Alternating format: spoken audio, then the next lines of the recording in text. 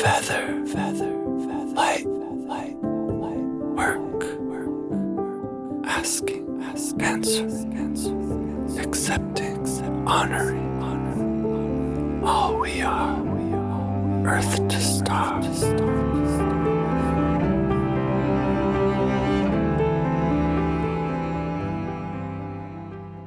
What are your tools?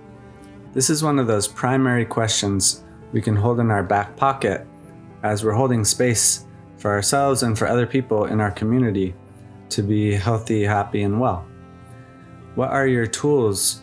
That question brings us back to ourselves, being the sovereign beings we are. We are our own greatest healer, teacher, and friend, and we are the ones to first consult when it comes to any wobble or weakness, any challenge in life. We are the first ones responsible for steadying ourselves, and our tools, our toolkit, is the first place to check for, the key to unlock that door to well-being again. The reality is that life consists of all sorts of ups and downs. Being prepared and having tools for these wobbles and this dissonance and the unexpected to arise is really what's going to grant us the calm, grace, and the stable footing that we need to navigate these uncharted waters.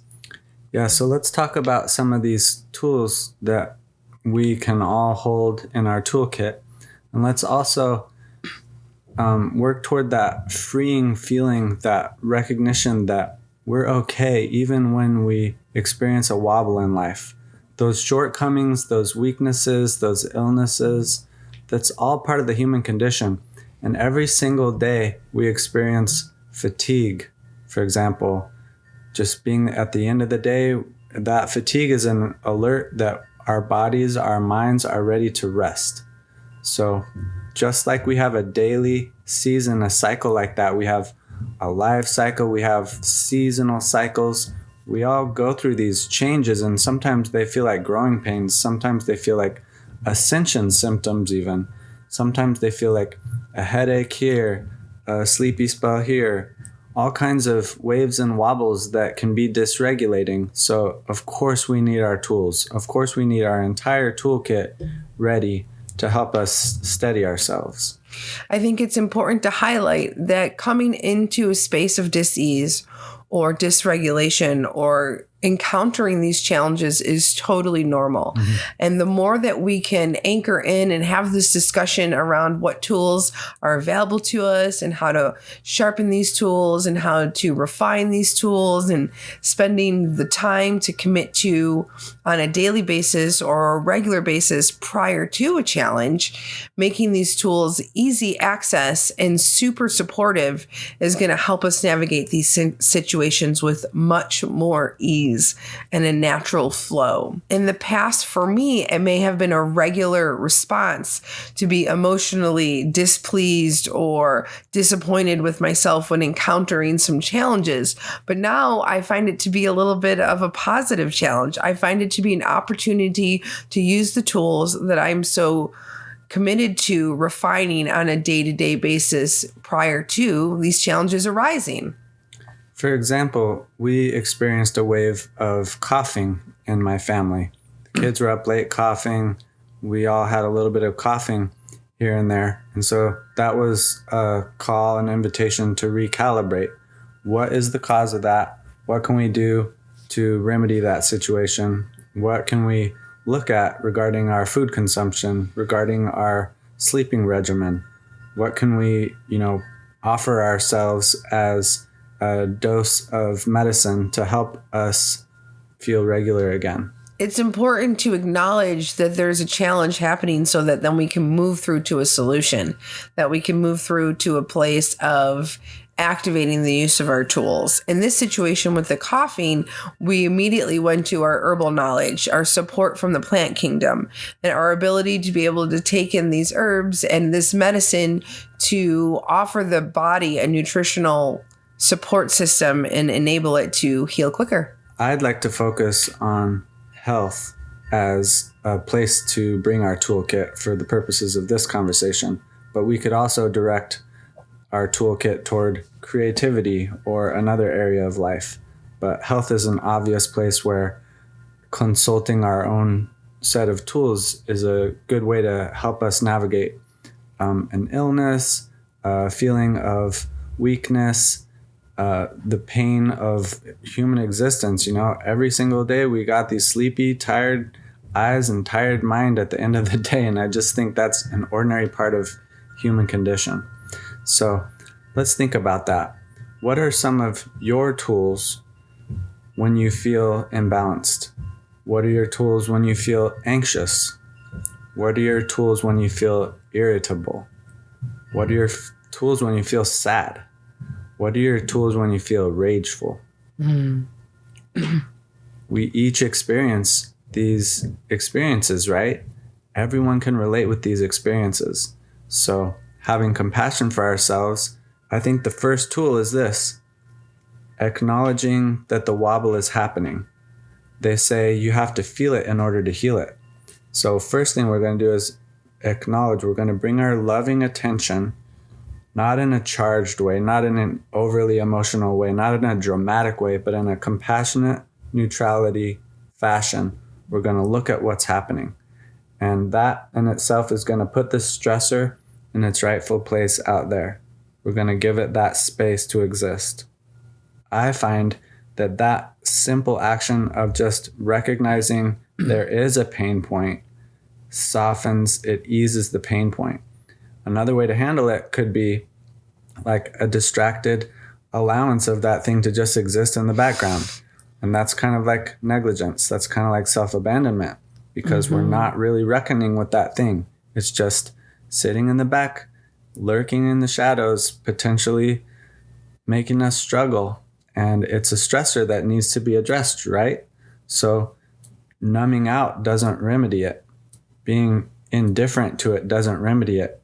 But looking at it can remedy it. That's a good starting point. Would you agree? I do agree. And I think there are moments where we don't maybe have the bandwidth, or we don't have the capacity to deal with something in that way. I think with physical ailments, we're more forced to deal with them right away to prevent anything getting worse or to get back to our day to day. But sometimes with emotional situations or with emotional disease, we're more likely to, as Kate said, ignore or self-abandon and not deal with it. I do want to acknowledge and recognize that sometimes we just don't have the space for it in that moment, but it's far more beneficial to acknowledge that there's something there that needs our attention and just say to self, I see you. I know this needs to be addressed. I have intentions in doing so, but just not in this moment. I find that to be far more beneficial than to completely ignore and abandon altogether. Yeah, I think there are these old ways of experiencing pain, and they can be summarized like this: dim, dumb, and numb. I'm just going to try to illuminate the shadow of this dealing with pain in a negligent type of way. So dimming could be like addressing the symptom of a health crisis by just blanketing the pain with like a painkiller, like aspirin or whatever, some kind of pharmaceutical treatment. That's what I'm talking about when I'm saying dimming. We're turning down the volume on those symptoms. We're not addressing any kind of a root cause. We're just turning down the volume.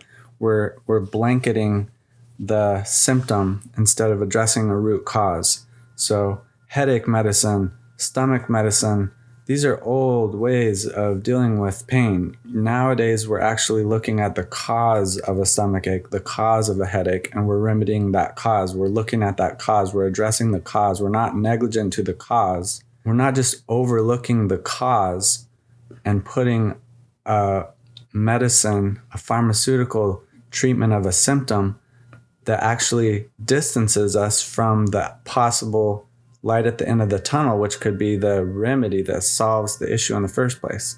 So we're going to highlight the importance of our sovereignty, our own navigational system, to know. We're going to consult the guide inside to tell us what we need, what we're looking at, the scope of our challenge. And we're not going to blanket that. We're not going to dim that light by putting our faith in a pharmaceutical treatment that's just a momentary relief from the thing. Maybe there are occasions when that momentary relief, say like a cough drop, might help us to feel better and more capable of addressing a root cause. We don't want to put too much energy into blanketing a symptom when we really ought to be looking at the cause of a symptom and working from the root. I really like the way you're articulating this, Cabe. And I think this is super important in our modern day society because what he's describing is a more functional approach to wellness. Although we're not doctors and can't prescribe or diagnose, we really enjoy sharing our passions and how we work with our physical bodies and our mental health. And this is something that our culture, our community, our country as a whole seems to be getting back on track with, a more functional approach to medicine. We're not going to band-aid the symptoms to get rid of the symptoms so that we kind of like trick ourselves into feeling better. We're going to the root cause of things. So this is a great way to move through any obstacles or diseases or dissonance that may arise in your mental, physical, or spiritual health. Yeah, so the cough drop, the headache medicine, those are dimming treatments, right? Let's talk about the numbing treatments. That is just pretending like it doesn't exist. That's just grinding through. Sometimes we might have a headache and we might still have to get through our workday. Caffeine is another dimming agent, I would say. We might be fatigued and we might be kind of like blanketing that symptom of fatigue with caffeine. Mm-hmm. And of course, we understand the consequences of that. That's easy to comprehend because a lot of us go there still. It's a really popular medicine. Numbing is more like not paying attention. That's more like pretending it doesn't exist. Ignoring a symptom might lead to major imbalances like overindulgence and not eating enough, or diarrhea and constipation. There are serious consequences when we don't listen to our body speaking. Our body is speaking. Are we just going to be so ignorant and so negligent and so self-abandoning that we wouldn't even listen to our own bodies? Please, let's listen to our bodies. And when I talk about a dumb way of handling a health challenge, I'm talking about witnessing a health challenge but not doing anything about it. For example, alcohol. Alcoholism creates all kinds of challenges. It wreaks havoc on so many levels, emotional, physical levels for people. I know because I've been there. And if we're not going to do anything about it, then we're dumb. That's a dumb approach. Audrey reminded me that dumb actually means not speaking. So it's like we're not taking action on what we know. We recognize the challenge. We recognize the root of that challenge, but we're so inactive about it, or we're so not caring about it, that the challenge continues. It persists because we're not taking action. We're not speaking up for ourselves. We're not standing for ourselves. We're not standing in sovereignty. We might be a little wishy-washy about our conviction. I see it happening with alcohol all the time. My peers drink alcohol. Even with sacred plant medicines, I see people losing their sense of groundedness sometimes. It's okay. I respect that. And can we just be real? For example, what he's speaking on, I really resonate with this whole this idea of being dumb around it. You know, for example, I had many years of interacting with alcohol on a pretty regular basis.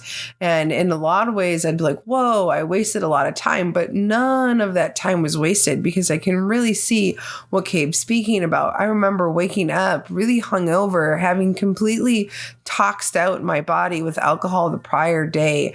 And it's kind of like a joke, like, oh, we're so hungover and it's funny and we're laughing. I was really suffering. Like, it was a real suffer. Like, there could have been days that there was an excessive poisoning in my blood. Alcohol goes into our bloodstream. I think this is a topic that we don't talk enough about. Alcohol poisons our blood. Our blood is where our spirit resides. So by engaging in that behavior and then waking up the next morning and kind of laughing about it and not making any changes and maybe even going back to alcohol again within the next day or the same day, we're being dumb. We're not standing up for ourselves. We're not speaking a change into our reality and then following through with the change. So it's not a derogatory term or a slang or a word. We're not trying to insult the intelligence, but by natural definition, it is an insult of our own intelligence. However, I will say the rehydration post-alcohol abuse is a medicine and is a way to regroup, get back to normal. It's a tool. But imagine if you didn't even need the tool. Imagine if you didn't even cause the damage.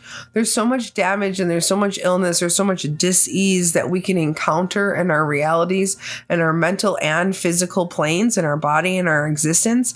There are some that are preventable. So ask yourself, what am I engaging in or what am I choosing that is totally 100% preventable?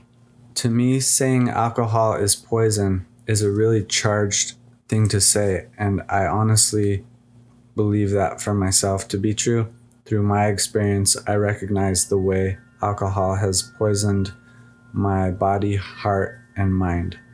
And I think in the same way, pornography has. And I really feel the resistance to these poisons is a preventative measure that can help us to experience freedom in our body, heart, and mind, a well-being. It's one of those preventative measures we can make to take good care of ourselves.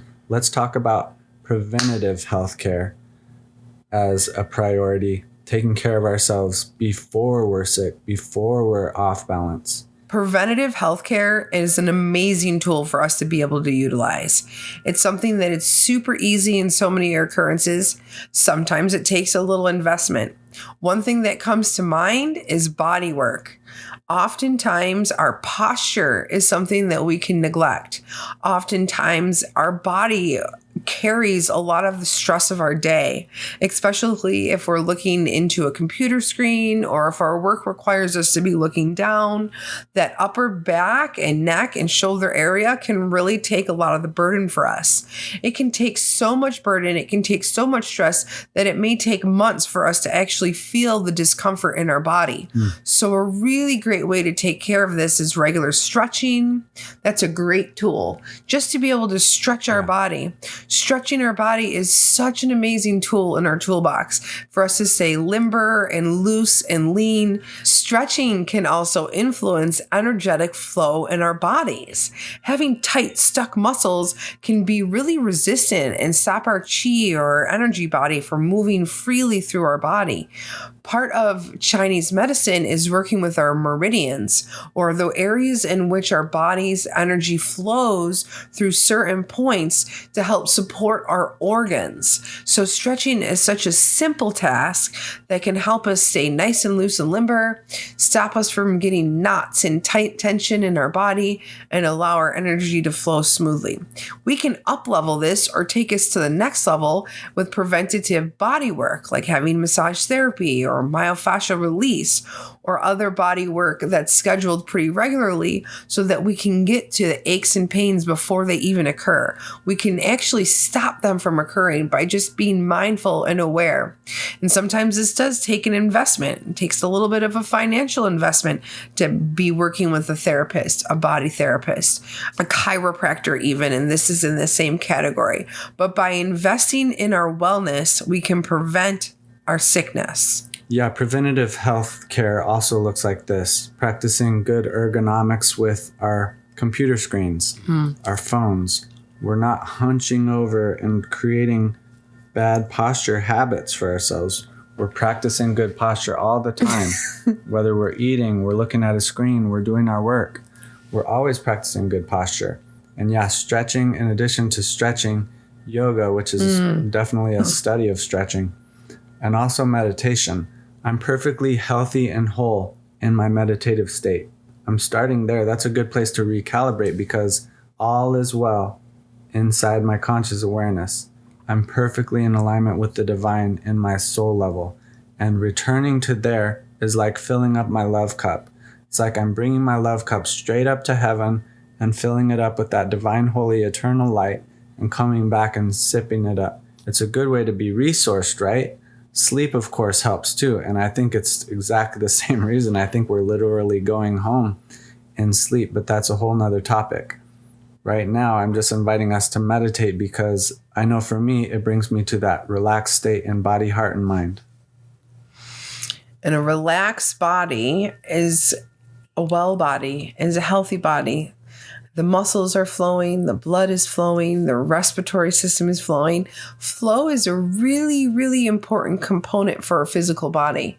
So that's just a really simple, easy way to check in. What's not flowing? Where do I feel resistance? Is it in my mind? Is it in my physical body? Is it in my muscular structure? Where am I finding resistance? This is a really good way to check in and figure out where to put our attention and move from there and move from that space. I love all the points that you brought up about posture and our day-to-day activities. I think this is something that's super, super helpful for all of us. And I'd like to point out that Cabe brings these teachings to his younger children, getting our kids started in this awareness at an early age to be able to sit up straight, to be able to sit in good posture is such a beautiful gift to them. For them to move through a younger space and be able to prevent this crick in their neck or challenges in that upper back at such a young age, it really, really, really instills good habits to prevent anything from happening at a young age. Yeah, speaking of the kids, you drop your kids off at school and you see some other kids hunched over their phones like this, some kids walking down the street looking at their phone down, and wow, what a burden that is. I wish I could remind all the kids to practice good posture. But there are a lot of other things we do with our kids for preventative health measures. We always bless up our food. We always charge up our hands like this with energy and bring our loving attention to our food. We do preventative health measures every single day. Another obvious one that's really important to mention is breath work. And breath work looks a lot of different ways to a lot of different people. There's a professional study of breath work, just like there's a professional study of stretching called yoga. Let's talk about this spectrum of breath techniques that exist. For me personally, I love this one that I call the eagle cry whistle. Whenever I'm experiencing anxiety or extreme emotional distress, I try this. I start here. Psst. It's a major emotional release in such a subtle way that it's not disturbing to anybody else. It might catch someone's attention across the room. It's kind of like psst. It's sort of like that. It's almost the same sound. But it's as if you're an eagle crying to another eagle across the sky. Psst. And there I see all this force of overwhelm energy dissipating. And I see a clarity. I almost see like an eagle eye perspective. I can almost see a bigger picture perspective of a scene that's not charged. It's just compassionate neutrality. Another breathwork example is a deep inhalation. Take a deep breath. It's as simple as that. Breathwork begins there, right? Absolutely. And I'd like to point out too, even when we were struggling with a little bit of a cough, I remember saying to myself, like, what is it that I need right now? And I just heard, like, you need some oxygen, you need some breath. And so although I like some of the more extreme breath works for different reasons, and I'll get into those as well, but just a simple deep breath, just get some oxygen in your cells. This is the life force energy. This is just, such a potent medicine by just inhaling, taking a nice deep breath, especially if you're experiencing some coughing or some cold symptoms. Often we just get into this like tight chest space, or chests are tight. We might have some mucus going on. We might have a lot of stuff going on in this area, and just offering the nourishment of just a deep breath all the way down to the base of our belly can be so up-leveling and really change our whole experience that we're having in that moment. Personally, the range can go as far as some really deep breaths, some shamanic breath work. In the yoga practice, we have breath of fire. We have some more intense breath work. I know that Cabe's not a super big fan of these more intense breath work. I find it to be extremely beneficial when I'm just in a state of overwhelm. So I've already kind of checked in with that. Although I've found that when I can get into a cycle and really anchor into even just like a 13 to 15 minute extreme breathwork cycle, I find that this actually will dump out some of my stressful emotions, my stress, my tension, my overwhelm, all of those things. So it can also be a similarity to the meditation that we do every day. It's actually having an alchemic process within the body where we are releasing some more denser, lower frequencies that are represented by emotions that may be causing blocks in our system. I think that sounds really good. Actually, I think I might recommit to doing some higher frequency breath work. I find that to be super preventative, but also not for everyone. Simple deep breathing will also relax and remedy the body in that way. Yeah, from what I understand, there's a physiological benefit to getting the air, getting the oxygen in the higher parts of the lungs that are often unmet by ordinary life. But if we're getting aerobic exercise, we're breathing into the higher pockets. We're bringing oxygen all the way to the higher pockets of the lungs, and that's really beneficial from what I understand.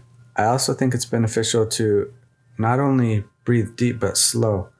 And that seems contrary to aerobic exercise where you're actually picking up the speed of the breath, but I do think those slow breaths possibly are a great benefit. They seem really beneficial to me.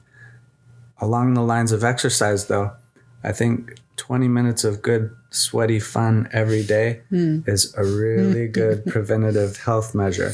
That can look any way we choose, whatever suits us. For some, it will be jogging. Jogging, I understand there's a clinic where people who are experiencing major depression symptoms, they go to the clinic and the first move is to get measured for their foot size so they can get some proper running shoes. And they embrace running as a daily practice to help them feel healthy and well again. For others, it might be the free weights. For some, it might be the Jungle 30. I learned the Jungle 30 from some brothers who used to travel to the Amazon and sit with indigenous tribes there. And they needed a quick, potent, high vibration physical exercise regimen to help them with their daily lives. And anyway, for you, it might be something entirely different. Might even be sex. Whatever it is, whatever is suitable to you, let's check in with how that makes you feel.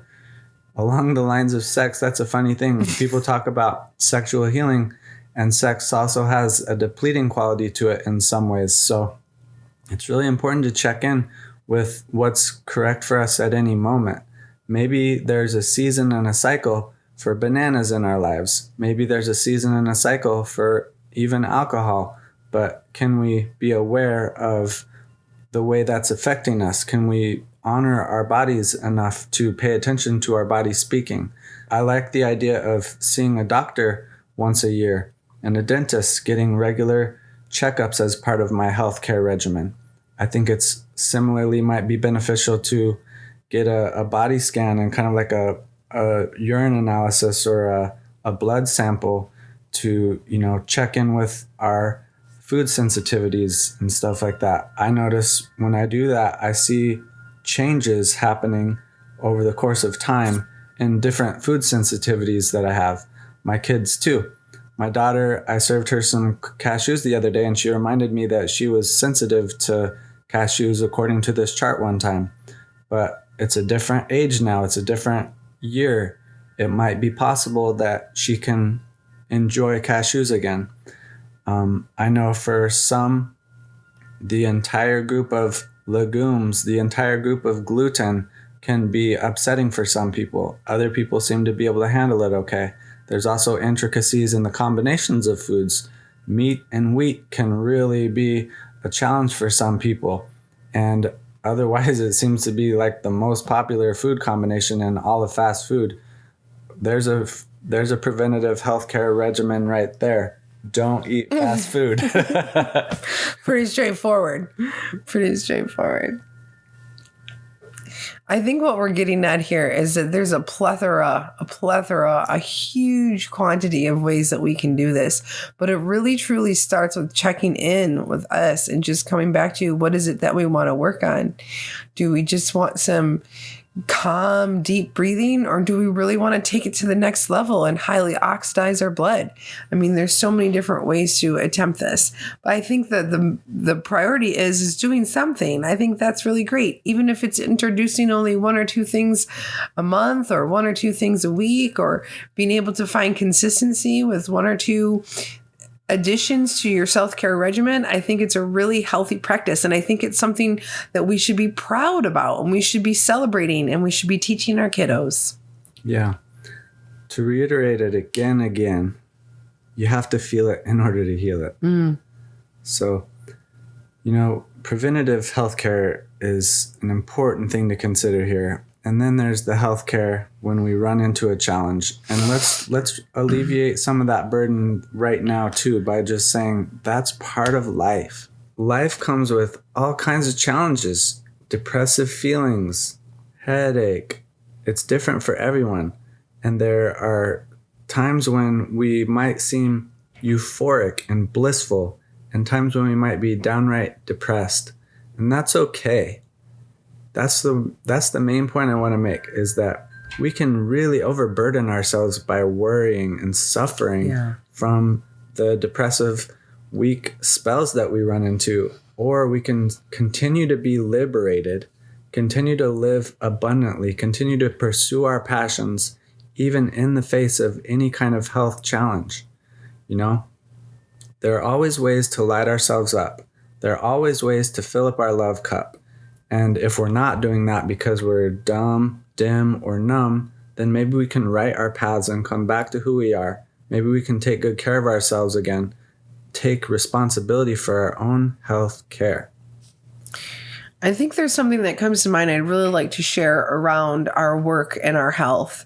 And I know this may not be an option for everyone, but I'd like to put it out there and say, if we're getting to the point where we're actually experiencing some physical symptoms, we're feeling into what's best for us. Maybe we're making an appointment with a doctor, or maybe we're not. Maybe we're, feeling into some home remedies or support in some sort of nutraceutical or vitamin or whatever we may be navigating. I think it's really, really common, especially for Americans, to push through and to continue to keep moving. And I know that that's not even an option for some people, and that we have to do that.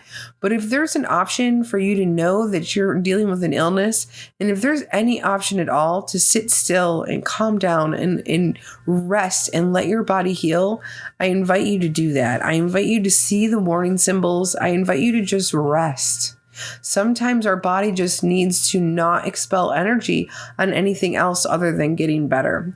And sometimes we can get over whatever dis-ease or whatever sickness we're experiencing just by taking 24 hours of rest and not pushing ourselves through work, not pushing ourselves through cleaning in the home or doing all these extras that we're always feeling such high pressure and expectation to do on such a regular basis. Sometimes just 24 hours of simple rest can actually cure, instead of drawing out sickness or illness for a solid week while trying to push through. Just a little food for thought. It's wonderful advice, and it's totally aligned with the idea of the Sabbath. If we consider that, the Sabbath is 1 day of rest, 1 day per week of rest. Maybe it's a Sunday, maybe it's a Saturday. The Sabbath is a day for us to take care of ourselves. It's a day for us to step away from our work life, step away from our overwhelm, step away from our overindulgence, and just take good care. For some, it might include fasting. Allow that emptiness to happen. I actually think that's a super good consumption habit, is to take a break from stuff. Let stuff run out. It's a beautiful thing to be in that state of emptiness and wanting. It's healthy. I think there's some magic in there. There's some mysterious high value gift that comes when we start with an empty cup like that.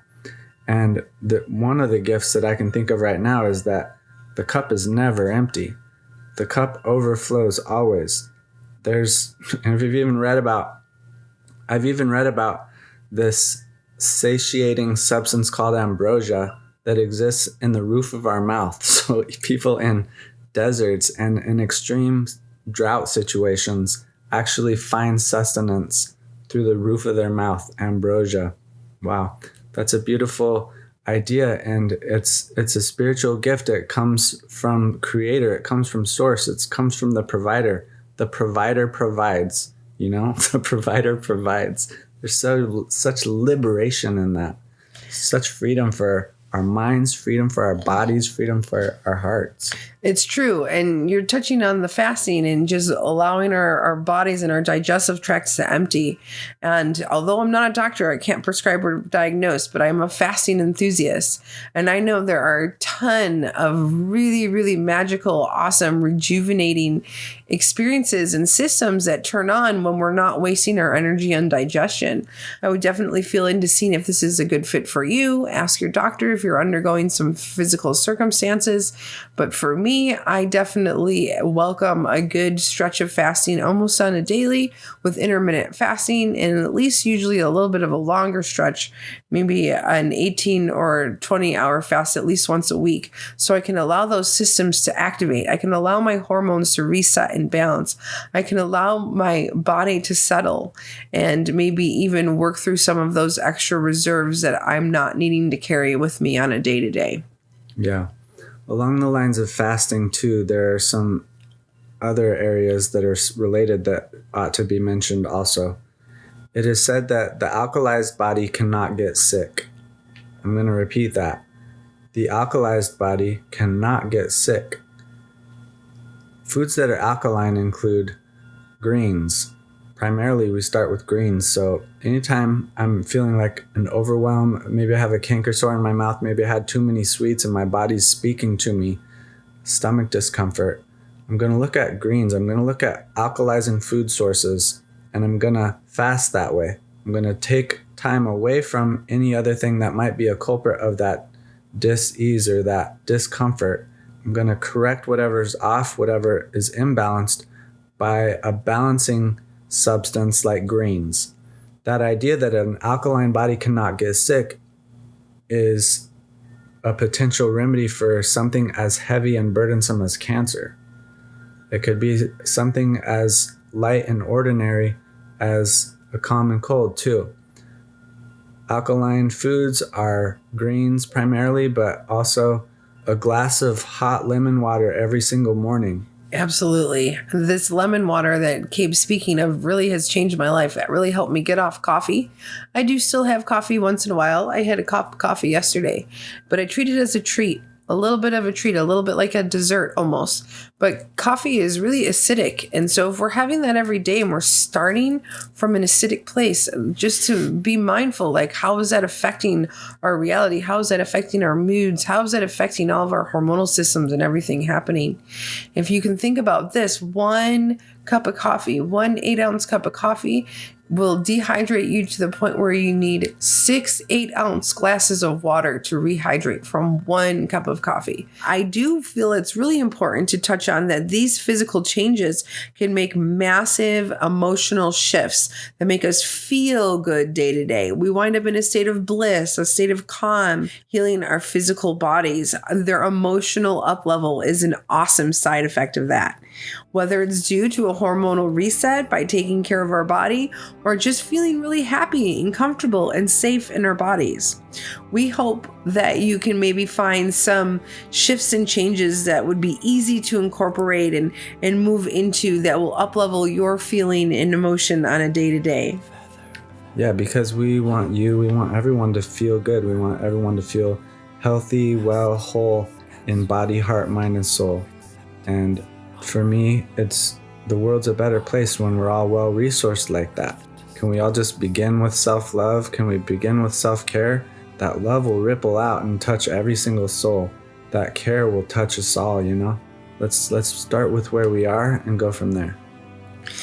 It can really benefit us to share these little tips and little tricks with some of the people that we love.